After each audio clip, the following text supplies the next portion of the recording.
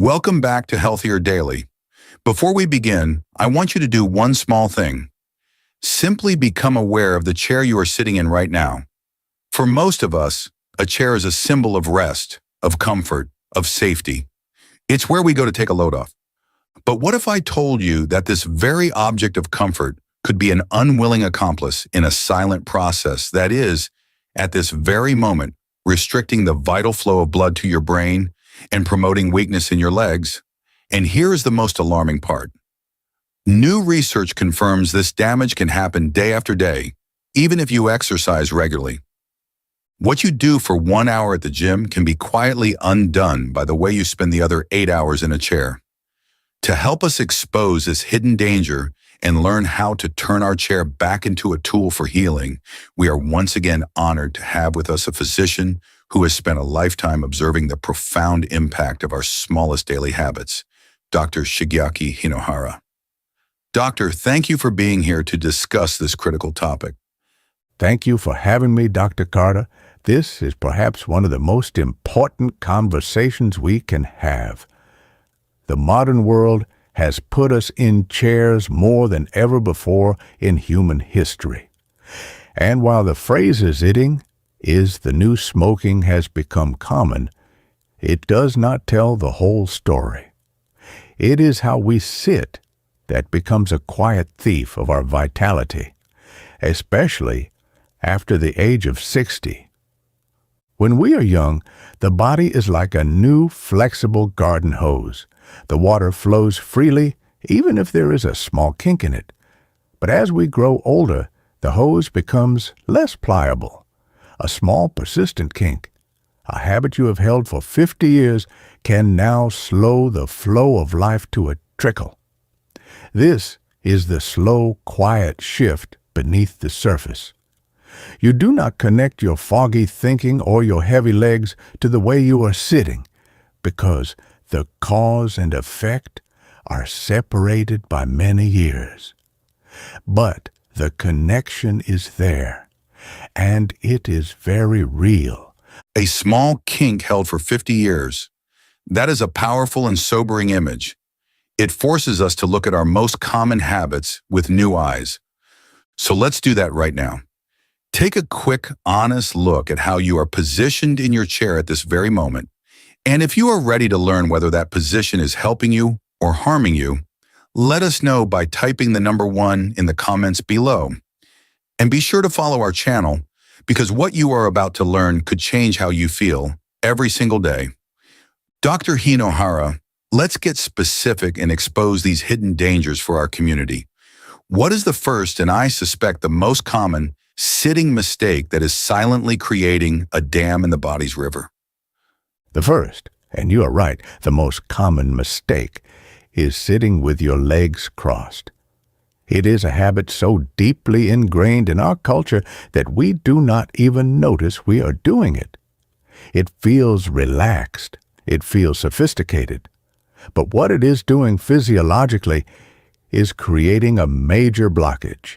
You are taking the powerful river of your circulatory system and putting a sharp, deliberate kink in it. For a short time, the body can compensate. But for hours every day over many years, that kink begins to cause real systemic problems. And the science on this is incredibly clear. When you cross one leg over the other, you are doing two very specific, very damaging things. First, you are putting direct compressive force on the blood vessels in that leg, including the major femoral artery. This physically reduces the flow of fresh, oxygenated blood down to your lower leg and foot. But the second problem is arguably even more serious. You have essentially deactivated what scientists call the calf muscle pump. Think of it this way. Your powerful calf muscles act as your second heart. Every time you flex your ankle or subtly move your lower leg, these muscles squeeze the veins and actively pump deoxygenated blood from your feet back up towards your heart and lungs. It's a brilliant system, but when you lock your legs into a cross position, this second heart shuts down completely. Blood that should be returning to your chest begins to pool and stagnate in your lower legs. This is a primary driver of ankle swelling, varicose veins, and that chronic feeling of heavy leaden legs. The second mistake is just as common, especially in our modern world of screens. I call it the passive collapse. This is when a person slumps in their chair, their spine rounds into a C shape, and their head drifts forward to look down at a phone, a tablet, or a book. It may feel like a position of rest, but it is actually a position of deep internal compression. You are not just slouching your back. You are starving your body of its most fundamental fuel, a full, deep breath. Exactly. When you collapse your posture like that, you are physically compressing your diaphragm, the large muscle at the base of your lungs responsible for deep, efficient breathing. This forces you into a pattern of shallow chest breathing, which significantly reduces your oxygen intake and saturation. But there's a hidden danger here that goes beyond just oxygen. This forward head posture puts a constant, low-grade mechanical strain on your vagus nerve, which is one of the most important nerves in your entire body. The vagus nerve is the main superhighway of your parasympathetic nervous system. That's the rest, digest, and heal system. It is the body's natural brake pedal. When you put constant strain on this nerve, you are essentially riding that brake pedal all day long. This disrupts the calming signals it's trying to send.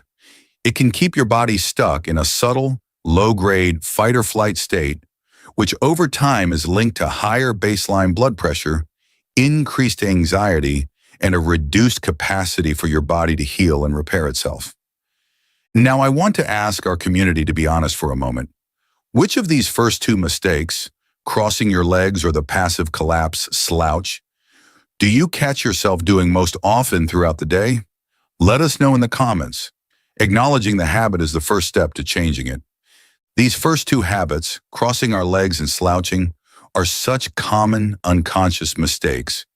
It's clear how they create these dams in our body's flow. What is the third and final silent habit, Dr. Hinohara, that we need to bring into the light? The third mistake is perhaps the most deceptive because on the surface it can look like good discipline. I call it frozen sitting. This is when a person remains completely still for long periods of time, even with a straight back. They are focused on a task, reading a book, working on a computer, watching a long movie. But inside the body, this stillness is creating stagnation. The body whispers before it screams. And the whispers of frozen sitting are that feeling of dizziness when you finally stand up, the brain fog that settles in after an hour of concentration, or the feet that have gone numb without you even noticing. Those whispers are direct physiological signals. The dizziness upon standing is often a sign of orthostatic hypotension, where your blood pressure drops because the blood has been pooling in your legs and can't return to your head quickly enough. But the brain fog is linked to something even deeper that science is just beginning to fully understand: the glymphatic system. Your brain has a remarkable microscopic waste clearance system that functions like a high-powered dishwasher, flushing out metabolic waste products that accumulate during the day. This system doesn't have its own pump. It relies heavily on the steady pulsation of blood flow through the arteries in the brain to create a current that washes the tissues clean. When you sit frozen for long periods, you reduce that healthy circulatory pulsation. In essence, you are slowing down your brain's crucial dishwashing cycle, which can directly contribute to that feeling of mental fatigue and fog. And so, we arrive at the most important part of our talk. We have identified the dams. Now we must learn how to gently dismantle them. We must learn the art of active sitting. This is not about complex exercises. It is about small, wise adjustments. Let me tell you about Robert. He is a 78-year-old retired accountant who, for his entire life, prided himself on his sharp mind and his ability to solve complex puzzles. He came to me in a state of quiet panic. He said, "Doctor, I am losing myself. I walk into a room and forget why I'm there. I cannot focus on my crossword puzzles anymore. My mind feels like it is full of smoke." He was terrified that this was the beginning of an unstoppable cognitive decline. We talked not just about his diet or his sleep, but about his daily habits. And we discovered that Robert spent 4 to 5 hours every single day sitting in his favorite armchair, working on his puzzles. And how did he sit? Rigidly still, with his legs tightly crossed, concentrating for hours on end. He was, in effect, building all 3 dams in his body at the same time. We did not start with medicine. We started with his chair. I taught him the simple principles of active sitting. For the first week, he said he felt restless. The new posture felt unnatural, but he persisted. A month later, he returned. He told me, "The smoke is beginning to clear." And after 3 months, he brought me a completed, very difficult crossword puzzle. He said with tears in his eyes, "Robert is back." He learned that it was not his mind that was failing him. It was the habit that was starving his mind of what it needed. Robert's story is the perfect testament to the fact that it is never too late to change these habits. It gives so much hope. So let's break down the art of active sitting that helped him into 3 clear, actionable principles that everyone can start using today. Principle number 1, support the riverbed, which is your spine. Sit all the way back in your chair so that your lower back makes contact with the backrest. If your chair is too deep, place a small cushion or a rolled-up towel at the base of your spine. This maintains your natural lumbar curve and keeps the spinal riverbed straight and clear for nerve signals. Principle number 2, ground the foundation, which is your feet. Place both of your feet flat on the floor, about hip-width apart, with your knees at roughly a 90-degree angle. This simple act aligns your pelvis, prevents you from crossing your legs, and keeps your second heart, that powerful calf muscle pump, online and ready to work. And principle number 3, perhaps the most important, activate the flow with micro-movements. The body craves movement. Every 20 to 30 minutes, you must give it a small gift of motion. It can be as simple as rolling your ankles in a circle, 5 times one way, 5 times the other, or gently tilting your pelvis forward and back a few times, or slowly rolling your shoulders. These micro movements are enough to keep your blood, your lymph, and your glymphatic system flowing, sending vital, life-affirming signals to your brain that you are still active, aware, and alive. Your chair does not have to be a place of decline. It can be a place of quiet restoration. You see, the body is the most sacred vessel you will ever be given in this life. It is a miracle of creation. The weakness you may feel is not a failure. It is a request from your own spirit asking you to become a better steward of this precious gift. When you listen to the whisper of your body, you are honoring that gift. You are tending to the temple you have been entrusted with. That is a beautiful and profound way to see it, Doctor. Our body is indeed a sacred gift, and as so many of us believe, a miraculous creation from God. It's our responsibility to care for it.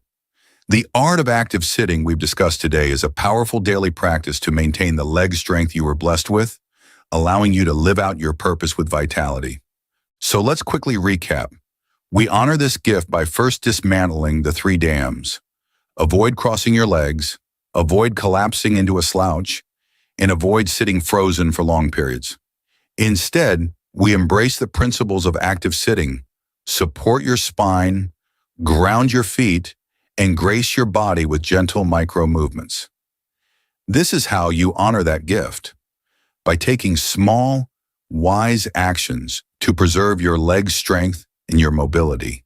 It's about having the leg strength to continue to serve your family, your community, and the path you were called to walk. Now, we would love to hear from you, our wonderful Healthier Daily community.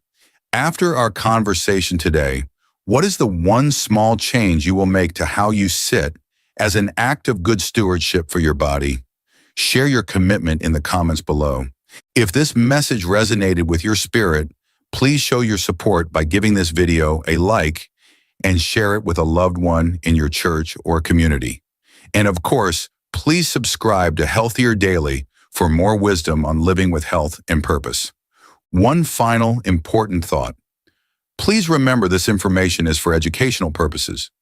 We strongly encourage you to consult with your trusted physician or a physical therapist, as they are partners in helping you care for the body you've been given, especially if you have pre-existing conditions. Thank you for joining us. Care for your temple, be well, and we'll see you next time.